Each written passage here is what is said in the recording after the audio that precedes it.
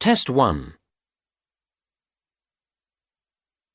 You will hear a number of different recordings, and you will have to answer questions on what you hear. There will be time for you to read the instructions and questions, and you will have a chance to check your work. All the recordings will be played once only. The test is in 4 sections. Write all your answers in the listening question booklet. At the end of the test, you will be given 10 minutes to transfer your answers to an answer sheet. Now turn to Section 1.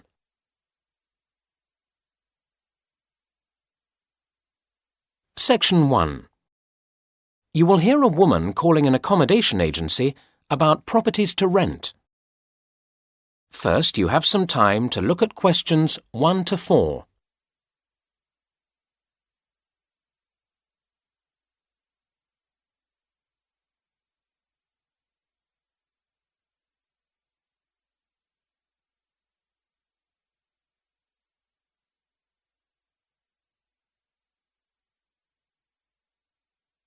You should answer the questions as you listen, because you will not hear the recording a second time. Listen carefully to the first part of the conversation and answer questions 1 to 4. Easy Let, good morning. How can I help you?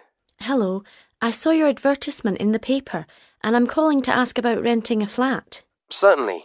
What kind of flat had you in mind? Well, I don't know exactly. I mean, it depends on price to some extent. Okay. Now, we have properties across the whole range. The average is probably £120 a week. Oh, I was hoping for something a little cheaper. They start at £90, that's the lowest we have usually, and they go up to £200. I could manage the lowest figure. An important question is how long you're thinking of staying in the property. We don't do short lets. I'd want a flat for 9 months, perhaps longer. That would be fine. Our contracts are for a standard 6 months, and that can be extended. Fine. I'd need to come in and see you? Yes, our office is open from 9 a.m. to 5 p.m. I'd need to come in on Saturday. Okay, then we're here between 10 a.m. and 4 p.m. We also open on Sunday mornings until 1 p.m. Saturday is fine.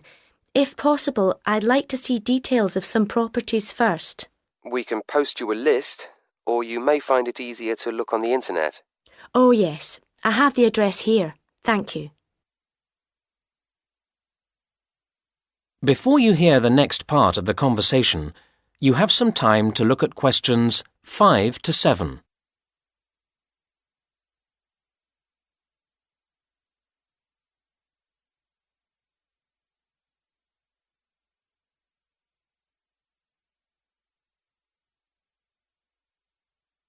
Now listen and answer questions 5 to 7. What else would you like to know? I wonder what I might need to buy for a flat. What's included in the rent? That depends on the flat to a certain extent, although some things are standard in all flats. For example, every flat has kitchen equipment provided for your use. Good. Does that also mean tableware, cups, glasses, plates? In some flats, but not all. OK. And bathroom towels, sheets and so on? I don't think any flats have those included. I can easily buy some. I don't suppose flats come with a TV? In fact, they all do, although they may not be the most modern models. Oh, that's fine. But it's different with the telephone. That's up to you to organise. These days, most people seem just to use their mobile phone. I can imagine. What extra charges would I get? Is heating extra? Yes, it is. But the water bill is part of the rent, so you don't have to pay for that. Right. I've noted all that. Before you hear the rest of the conversation, you have some time to look at questions 8 to 10.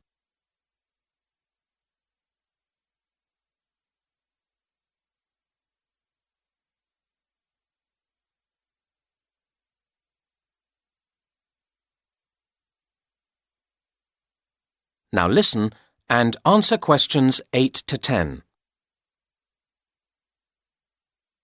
Are you looking to move into a flat soon? I hope so, yes. The thing is, we have a few flats at the moment that we'd like to get rented out by the end of the month. I see. They're all good flats, and at the price you want. There's one in Eastern Towers, one in Granby Mansions, and another in Busby Garden. All three are nice blocks of flats. Could you tell me where they are? I'm at the train station at the moment. Eastern Towers, if you're coming from the station, isn't very far. Cross over City Bridge, then go left, and where the road divides, you want the right-hand fork. You'll see Eastern Towers on the left side of the road. It's a lovely building with trees around it. That sounds nice. What about Granby Mansions? The best way to get there from the station is probably to go down River Road and then cross over Old Bridge. The road bends to the right round the park, and if you follow along, you'll find it there on the left side. That's a great location with lovely views of the park. Very nice. And you said there was one more? Busby Garden, yes. OK, from the station, cross over City Bridge, keep going through the first crossroads until you come to the second crossroads. Busby Garden will be facing you over to the right side. It's very convenient for the shops. Fine, thank you. Well, I'll see you on Saturday. That is the end of Section 1. You now have half a minute to check your answers.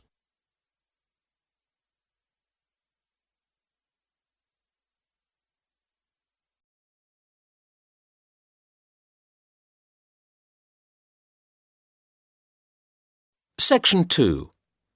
You will hear a talk for teachers about the Holylands Museum and Education Centre. First, you have some time to look at questions 11 and 12.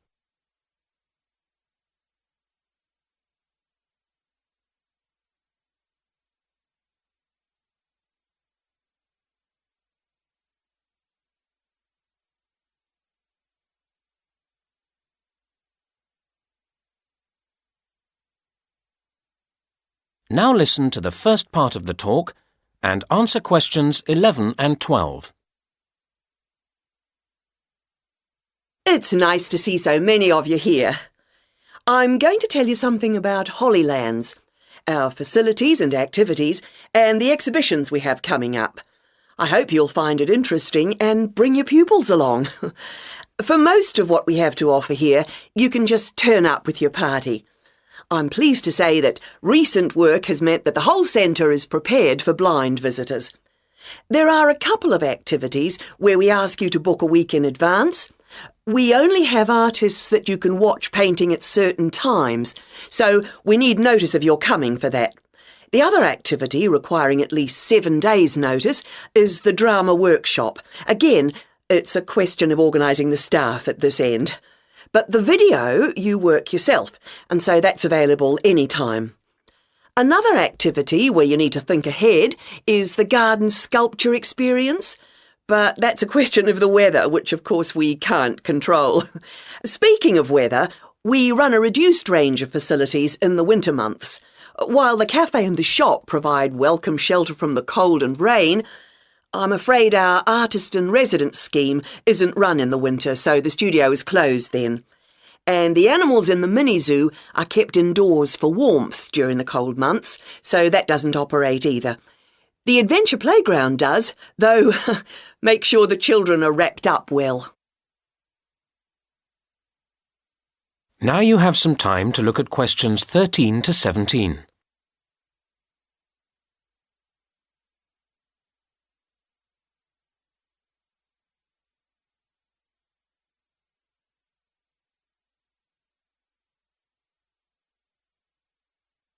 Now listen to the next part of the talk and answer questions 13 to 17.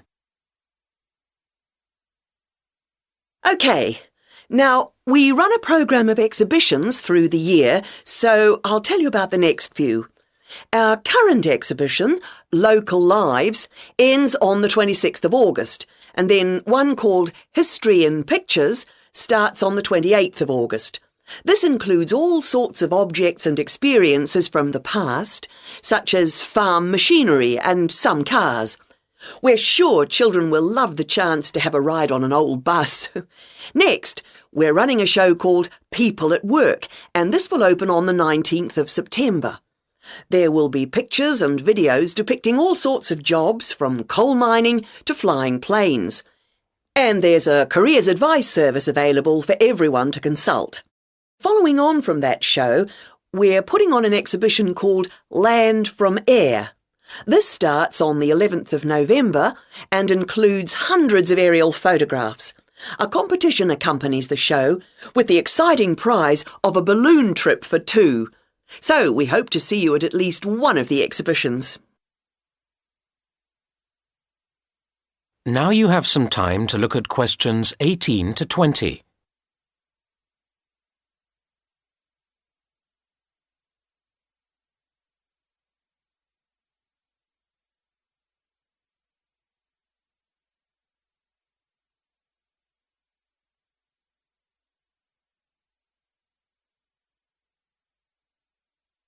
Now listen to the rest of the talk and answer questions 18 to 20. Now, the area occupied by Hollylands is rather large, and we don't want people to get lost, so I'll just give you a few pointers to help you orientate yourselves. So, whether you come by car or bicycle, you'll come in from the road. Cars then park to the left through the gates into the car park, and bikes to the right through the gates opposite. Cyclists in particular might be feeling thirsty at this point, and you can get a drink from the machine at the end of the bike park, halfway to the museum entrance. You can enjoy your drink in the picnic area, which is opposite the car park. For anyone who doesn't have a mobile phone, there are payphones at the far end of the picnic area. Over at the opposite end of the picnic area, across the path, are the toilets. Next to them, and just to the right of the entrance to the main museum, is the first aid room, which we hope you won't need, but it's there in case you do. If you have any queries, please go to the manager's office, which is behind the picnic area. And last but not least, you'll need to buy your tickets or show your group pass to the ticket office on the left of the museum entrance. OK, I'll pause there. Are there any questions at this point? That is the end of section 2. You now have half a minute to check your answers.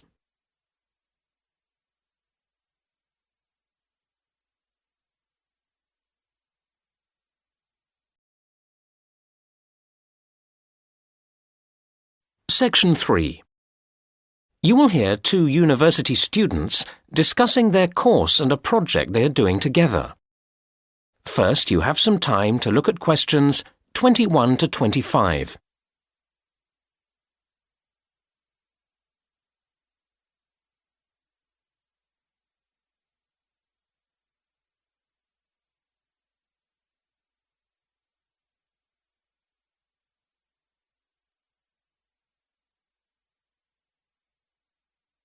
Now listen to the first part of the conversation and answer questions 21 to 25. Hi, Martin. Hi, Kate. How are you? Fine. I'm relieved to have done my presentation. I'm sure. How did it go? Oh, OK in the end, but I was ever so nervous beforehand. It's silly because I do know my stuff quite well. I must know those statistics inside out. But when you have to get each table of results to come up in the right order, it can make you nervous. It was my first time using the computerised projector, and I was sure I was going to get the controls wrong or something. And, of course, that's not a good situation if you know you've got to listen to questions carefully and be ready to answer quickly. But it was fine once you got going? Yes. I do feel that the standard of presentations could be improved in general. I think a lot of the lecturers agree with me, although I don't honestly know what they can be expected to do about it. Students need to appreciate the difference between style and content. Too many presentations are just a mass of detailed content, all very worthy, without any attempt to engage people's interest. Basic things like looking at your audience's faces seem to get forgotten, and that makes it harder to concentrate on the points made about the research itself. Yes, there are quite a few improvements I'd like to see. Take tutorials, for example. I feel they're often a missed opportunity. I come out not feeling sure about what I've learnt. Week in, week out, I faithfully plough through the reading list, which is fair enough, but then the discussion doesn't seem to extract the main issues. It's frustrating. I know what you mean. Mind you, we have to take some responsibility ourselves. I actually got quite a lot from that skills workshop I went to on taking notes, and I'd like to make similar improvements in the next semester. The reading list we get has several websites each time, and I want to learn to navigate my way round them more effectively. Now, that sounds a good idea. Mind you, it means spending more time in the library. If you can get in. You mean because it's too crowded? It isn't big enough, is it? Well, I don't know. I mean, I like to work late in the evening, and it shuts before I want to finish. But I know you can access the catalogue from a laptop. Which, personally, I haven't got. Actually, the problem for me is that I like to get up early and start work straight away, and they don't start until 9. I wish they'd change that. Now you have some time to look at questions 26 to 30.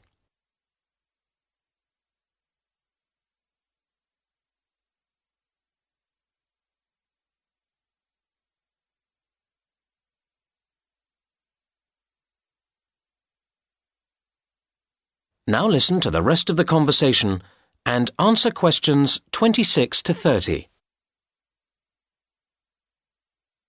Look, we ought to start working out what to do next for our project. Yes, enough moaning. OK, the main thing is to allocate the various tasks between us, isn't it?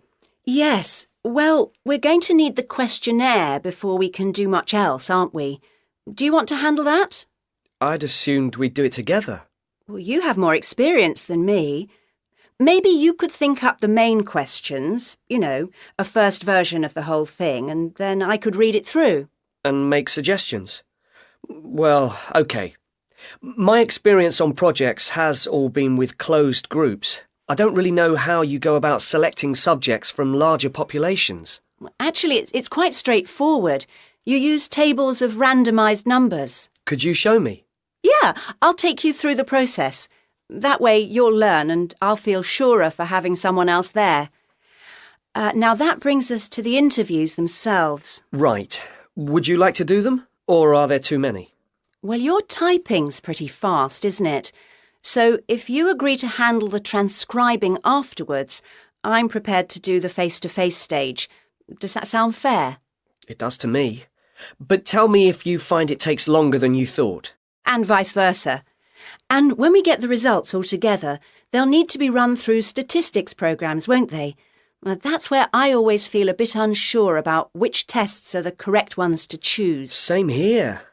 But we can get advice from the lecturers about that. Shall we do all that as a joint effort?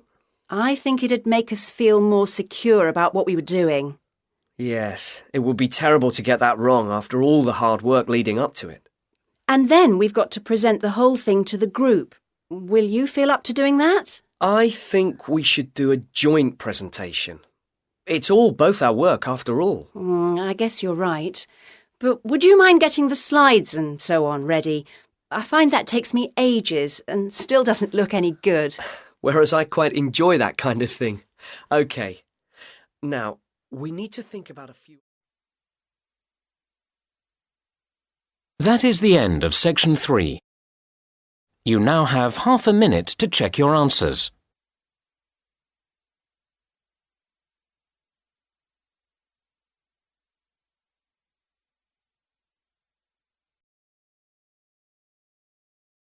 Section 4.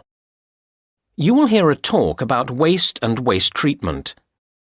First, you have some time to look at questions 31 to 34.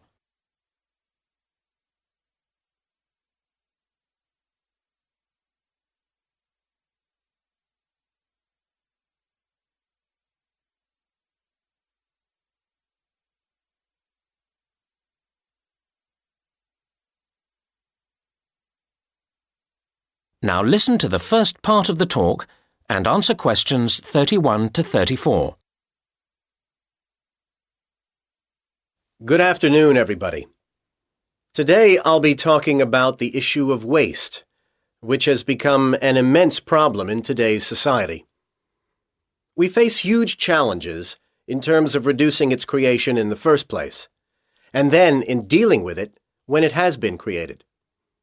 Now, the model of nature would be our ideal, a completely cyclical system in which no excess waste is generated that can't be processed by itself. However, we humans have proved, despite our apparent intelligence and ingenuity, quite incapable of achieving this. Where did it all go wrong? We have evidence that in ancient Greece and Rome, governments operated municipal waste collection, and a huge Stone Age mound was identified some years ago in Norway as waste disposal. So we can see that people have been generating waste for a very long time indeed. However, during the Dark Ages, sophisticated municipal waste processing disappeared. The medieval answer to waste was to throw it out of the window. But this waste, apart from broken pottery and a few metal objects, was largely organic. This meant, of course, that it was quickly absorbed into the environment by the natural processes of decay.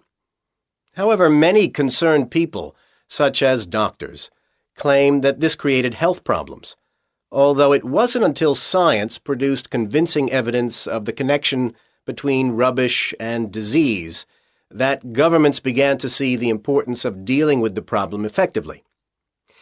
Unfortunately, their response has remained slower than the generation of waste. It is very hard to deal with waste that won't melt into the environment, as so many of our modern consumer goods won't. And that's why the invention of plastic has caused the worst headache for the environment. It's more than nature can deal with. Now you have some time to look at questions 35 to 37.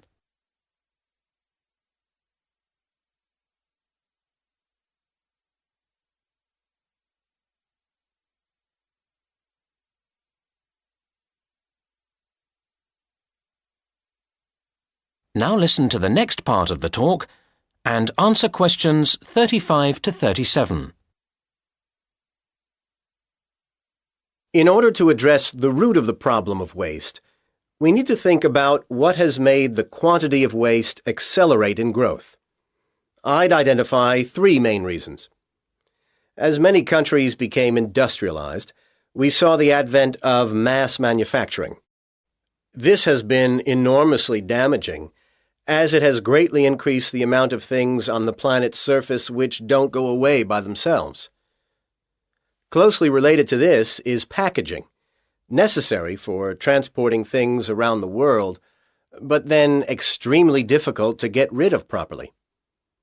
And a third aspect to the problem has been disposable goods.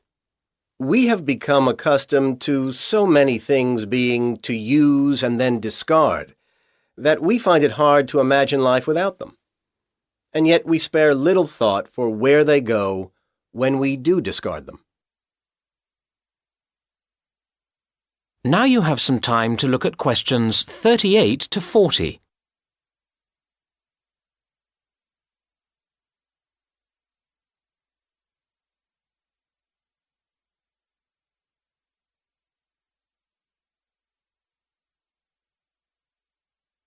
Now listen to the rest of the talk and answer questions 38 to 40. Right now, let's move on from where all this waste comes from to what is done with it all now it's here. Different countries deal with waste differently. Of course, each country also changes what it does, so the figures for waste treatment I've got here are likely to change in the future. Let's look at municipal solid waste, or MSW. MSW is important to consider because it's effectively a measurement of consumerism, how much waste people produce that goes beyond the absolute basic requirements in life to eat and drink. One of the main ways of dealing with MSW is incineration, burning it. This is adopted variously around the world. The UK burns relatively little waste, as does the US, while Denmark burns about half of all waste, and Japan uses this method for as much as 3/4.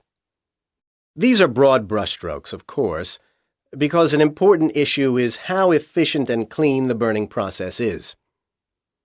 Another major form of waste treatment is using landfill sites, basically burying the waste in the earth. Currently, this method is the dominant process used in the UK at over 80%, and is also heavily used in Germany and in the US, while densely populated and mountainous countries such as Switzerland and Japan dispose of relatively little this way. A third and much better way of dealing with waste is to recycle it, turning it back into more things we need. It must be said that much depends here on whether further waste is generated by the recycling processes themselves. The UK and Japan have rather poor records in recycling, while Switzerland tops the table in this respect, and reasonably impressive levels are achieved by Denmark and Germany. I really hope that if we all gathered here again 10 years from now, these figures would be much higher. Time and a lot of effort will tell. That is the end of Section 4. You now have half a minute to check your answers.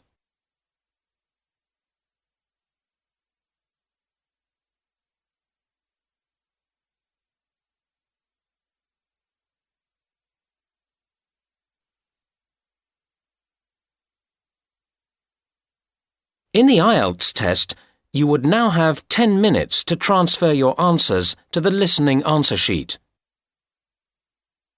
That is the end of Test 1.